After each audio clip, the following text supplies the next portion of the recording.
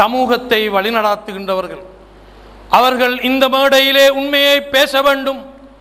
அல்லாஹ்வினதும் ரசூலினதும் வார்த்தையை தெளிவாக சொல்ல வேண்டும். மக்களை பிரச்சினையில் ஆழ்த்தும் கருத்துக்களை பகிரங்கமாக சொல்லி சமூகம் சின்னாபின்னப்படுத்தப்படும் அளவுக்கு நடந்து கொள்ளக்கூடாது. ஏனென்றால் ரசூலுல்லாஹி ஸல்லல்லாஹு அலைஹி வஸல்லம் அவர்கள் இந்த இடத்தில் நின்றுதான் சமூகத்தை ஒற்றுமைப்படுத்தினார்கள். அதே இடம் சமூக பிளவுக்கு காரணமாக அமைந்து விடாமல் பார்த்து கொள்ள வேண்டும். எனவே சமூகத்துக்கு தலைமை தாங்குகின்றவர்கள் இமாம்கள். அவர்கள் பள்ளியினுள் எதனை செய்தாலும் சொன்னாலும் தான் சொல்லக்கூடிய செய்யக்கூடிய காரியங்களை ஆதாரபூர்வமாக நிறைவேற்றுவதற்கும் மக்களுக்கு ஒரு தெளிவானதாக இருப்பதற்கும் உரிய முறையில் பார்த்து கொள்ளும் பொறுப்பு அவர்களுக்கு இருக்கிறது. ஹுத்பாக்கள் நிறைவேற்றுகின்றவர்கள், ஹுத்பா பிரசங்கங்கள் செய்கின்றவர்கள் உரிய முறையில் தயார்படுத்தி கொண்டு தங்களுடைய ஹுத்பாக்களை சமூகத்துக்கு முன்வைக்க வேண்டும். இதன் மூலம்தான் பள்ளிவாசலின் தூது சரியாக செல்லப் போகிறது. சமூக புனரமைப்பில் பள்ளிவாசலின் பங்களிப்பு என்றால் அது நீண்டதாக உள்ள ஒன்றாகும். எல்லா துறையிலும் அது அவதானிக்கப்பட வேண்டும். பள்ளிவாசல்கள் செவ்வனே நடைபெறுமாயிருந்தால், நம்பிக்கையாளர்களானவர்கள் பொறுப்புதாரிகளாக இருந்தால், மக்கள் தங்களுடைய சதக்காக்களையும் ஜக்காத்துகளையும் கொண்டு போய் அந்த பள்ளிவாசல்களில் தான் சேர்ப்பார்கள். அதன் மூலம் ஹக்காளிகளுக்குரிய ஜக்காத், ஹக்காளிகளுக்குரிய சதக்கா போய் சேரவே செய்யும். அவ்வாறுதான் ரசூலுல்லாஹ் ஸல்லல்லாஹு அலைஹி வஸல்லம் அவர்கள் கட்டிய பள்ளிவாசல் இருந்தது. அங்குதான் ஜக்காத்து கொண்டு போய் சேர்க்கப்பட்டது. அங்கிருந்துதான் ஜக்காத் உரியவர்களுக்கு சேர்ப்பிக்கப்பட்டது. நம்பிக்கையாளர்கள் பொறுப்புதாரிகளாக உள்ள இடங்களில் எப்பொழுதும் மக்கள் அவ்விடத்துக்கு வருவார்கள். அதே போன்றுதான் உண்மையை எடுத்து சொல்லும் ஆலிமை தேடி பொதுமக்கள் வந்து குந்து விடுவார்கள். அவர்கள் மக்களை மிகவும் நளினமாக ஆதாரபூர்வமாக அவர்களுடைய மனம் கோணாமல் உண்மையை எடுத்து சொல்லி வழிகாட்டும் இடமாக பள்ளிவாசல்கள் இருந்தால்தான் சமூக புனரமைப்பில் பள்ளியின் பங்கு சரியாக இருந்ததென்று சொல்ல முடியும்.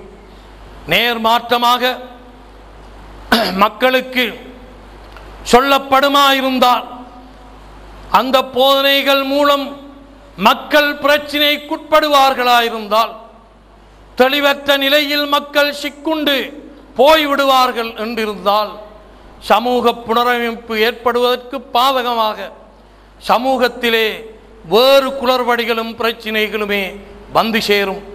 ஆகையால் அல்லாஹ்வின் நல்லடியார்களே, அன்புக்குரிய சகோதரர்களே, அல்லாஹ் சுப்ஹானஹு வ தஆலா எங்களுக்கு செய்திருக்கும் பேரருளாக இந்த பள்ளிவாசலை நாங்கள் நினைக்க வேண்டும். ஏற்கனவே நான் சொன்னது போல் பள்ளிவாசல்களை கட்டிக்கொள்வதற்காக எத்தனையோ மக்கள் அங்குமிங்கும் ஓடி அலைந்து திரிந்து கொண்டிருக்கின்ற நேரத்தில் இவ்விடத்தில் மிகவும் அழகான, விசாலமான, எல்லா விதத்திலும் பயன்படுத்தக்கூடியதான ஒரு பள்ளிவாசலை அல்லாஹ் சுப்ஹானஹு வ தஆலா எங்களுக்கு பெற்றுக்கொள்ள வழிவகுத்தான். யாரெல்லாம் இந்த பள்ளியை கட்டும் விஷயத்திலே ஆர்வமும் ஊக்கமும் உற்சாகமும் எடுத்தார்களோ, முயற்சி எடுத்தார்களோ, ஆலோசனைகள் கொடுத்தார்களோ, தேவை வருகின்ற பொழுது தேவையானவற்றை கொடுத்து உதவினார்களோ, வேறும் என்னென்ன வழியிலெல்லாம் பங்களிப்பு செய்தார்களோ, அவர்கள் எல்லோருமே சுவனத்தில் உள்ள ஒரு மாளிகைக்கு தங்களை ஆளாக்கி கொண்டவர்களாகிறார்கள். ரசூலுல்லாஹி ஸல்லல்லாஹு அலைஹி வஸல்லம் அவர்கள் சொன்னார்கள், மன் பனா லில்லாஹி மஸ்ஜிதன் வலவ் கமஃஹஸி கதா பனல்லாஹு லஹு பைத்தம் ஃபில் ஜன்னா. ஒரு காடை பற்றி முட்டையிடுவதற்காக ஒதுங்கும் ஒரு கூட்டின் அளவேனும் யார் ஒரு பள்ளியை நிறுவுவதற்கு முயற்சி எடுத்து நிறுவுவாரோ அவருக்கு அல்லாஹ் சொர்க்கத்திலே ஒரு மாளிகையை கட்டி வைக்கின்றான் என்று சொன்னார்கள் ரசூலுல்லாஹி ஸல்லல்லாஹு அலைஹி வஸல்லம் அவர்கள். எனவே இந்த முயற்சியில் ஈடுபட்டவர்களும் பங்களிப்பு செய்தவர்களும் எல்லோருமாக அந்த சுவனத்துக்குரியவர்களாக ஆக வேண்டுமாயிருந்தால் அந்த சுவனத்துக்குரிய அமல்களை நாங்கள் செய்ய வேண்டும். அதுதான் சாலிஹான அமல். சாலிஹான அமல் என்று சொல்லுகின்ற பொழுதும் ஒவ்வொருவரும் விரும்பியதை செய்துவிட்டு நான் செய்தது சாலிஹான அமல் தானே என்று சொல்லிக் கொள்வதில் ஒருபோதும் அது சாலிஹான அமலாக அல்லாஹ்விடம் அங்கீகரிக்கப்படுவதில்லை. ஒன்றே சாலிஹான அமல் என்று சொல்லப்பட வேண்டுமா இருந்தால் அங்கு 2 நிபந்தனைகள் காணப்பட வேண்டும். ஒன்று அல் இத்திபா என்ற ஒன்று, அடுத்தது அல் இஹ்லாஸ் என்ற மற்றொன்று. இஹ்லாஸ் என்ற மன தூய்மை, அல்லாஹ்வுக்காக வேண்டி என்று சொல்லும் மன தூய்மை எங்களுடைய உள்ளத்தில் எப்பொழுதும் காணப்பட வேண்டும். அதே நேரத்தில் செய்யும் காரியத்துக்கு அல்லாஹ்வுடைய ரசூலின் வழிகாட்டலில் ஏதேனும் ஆதாரங்கள் முன்மாதிரிகள் இருக்கின்றனவா என்று பார்க்கப்பட வேண்டும். அப்படி பார்க்கப்படாததனால் தான் எவ்வளவுதான் தூய்மையோடு எத்தனையோ காரியங்களை செய்தாலும் அவைகள் இஹ்லாஸான அமலாக இருந்தும் இத்திபா இல்லாததனால் அதற்கு சாலிஹான அமல் என்று இஸ்லாத்தின் பார்வையில் சொல்லப்படுவதில்லை. وَمَنْ كَانَ يَرْجُو لِقَاءَ رَبِّهِ فَلْيَعْمَلْ عَمَلًا صَالِحًا وَلَا يُشْرِكْ بِعِبَادَةِ رَبِّهِ أَحَدًا. யார் மறுமையில் அல்லாஹ்வை சந்திக்க வேண்டும் என்று ஆதரவு வைத்து கொண்டிருக்கிறார்களோ அவர்கள் சாலிஹான அமல்களை செய்யட்டும், அல்லாஹ்வுக்கு எந்த ஒன்றையும் இணை வைக்காமல் இருக்கட்டும் என்று அல்லாஹ் சொல்லிவிட்டான். எனவே நாங்கள் எங்களுடைய காலத்தை கடத்தியது போதும்.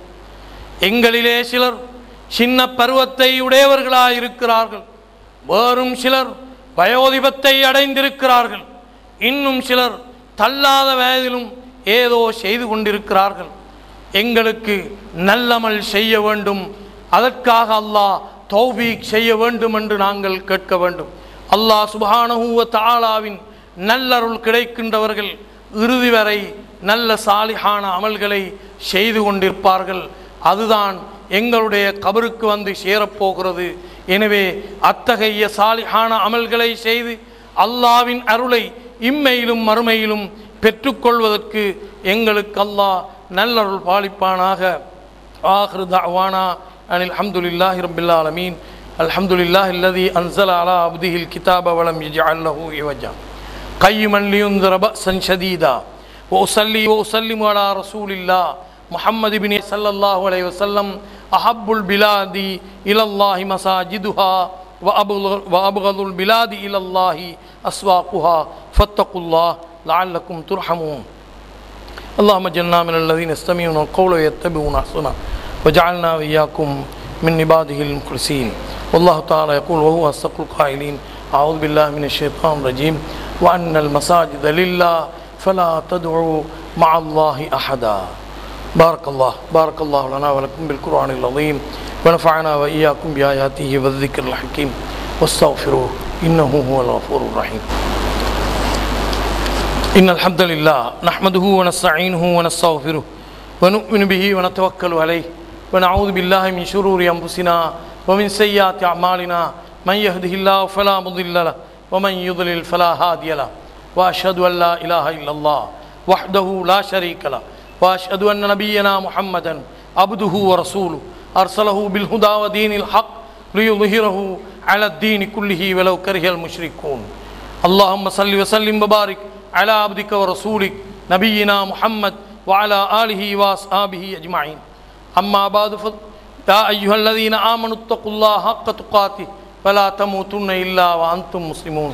يا أيها الناس اتقوا ربكم الذي خلقكم من نفس واحدة وخلق منها زوجها وبث منهما رجالا كثيرا ونساء واتقوا الله الذي تساءلون به والأرحام إن الله كان عليكم رقيبا. அன்புக்குரிய சகோதரர்களே, புனிதமான பள்ளிவாசலை கட்டி முடித்திருக்கக்கூடிய நாங்கள் மிகவும் மகிழ்ச்சியோடு இருந்து கொண்டிருக்கிறோம்.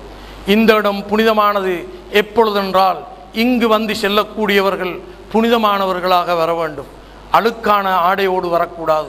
தொழுகைக்காக வருகின்றவர்கள், ஏத்திகாவுக்காக வருகின்றவர்கள் குர்ஆனை ஓதுவதற்காக வருகின்றவர்கள் எப்பொழுதுமே அவர்கள்